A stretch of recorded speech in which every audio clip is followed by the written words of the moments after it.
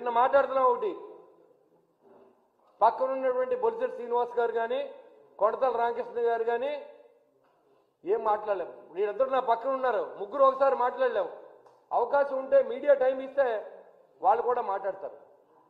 మాకు నాదెండ్ల మనోహర్ గారు మా పార్టీకి నెంబర్ 2 పొజిషన్లో ఉన్న వ్యక్తి, పిఏసీ చైర్మన్.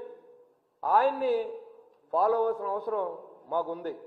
ఎందుకంటే మా పార్టీ కష్టాల్లో ఉన్నప్పుడు మంచి ప్లానింగ్ చేసి గ్రౌండ్ వర్క్ లెవెల్లో వర్క్నంతా కూడా ఆయన భుజస్కంధాల మీద చేసుకున్నటువంటి మరి నాదెండ్ల మనోహర్ గారి గురించి బియ్యం దొంగని మాట్లాడుతూ ఉన్నాం. నేను ఒకటే తెలియజేస్తా ఉన్నా, బియ్యం దొంగలంతా మీ పార్టీలోనే ఉన్నారు.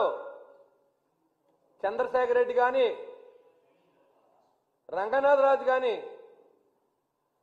లేకపోతే పేరు నాని కానీ, వీళ్ళందరూ అధికారాన్ని అడ్డం పెట్టుకొని మీరు విచారించుకోండి. కావాలంటే వెస్ట్ గోదావరి జిల్లాలో ఎన్ని గొడవలు ఉన్నాయి, గొడవలు ఎంత ట్రాన్స్పోర్ట్ ఛార్జెస్ ఇచ్చారు, రైస్ మిల్లర్ దగ్గర నుంచి ఎన్ని గ్రాముల రైస్ మీరు ఎక్స్ట్రా తీసుకున్నారో కూడా మీరు విచారణ చేసుకోవాల్సిందిగా నేను ఛాలెంజ్ ఇస్తున్నా ఉన్నా.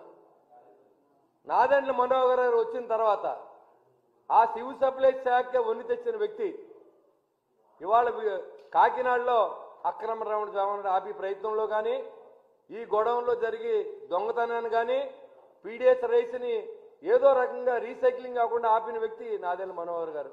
అందుకు ఆయన బియ్యం దొంగని పిలుస్తూ ఉన్నాడు.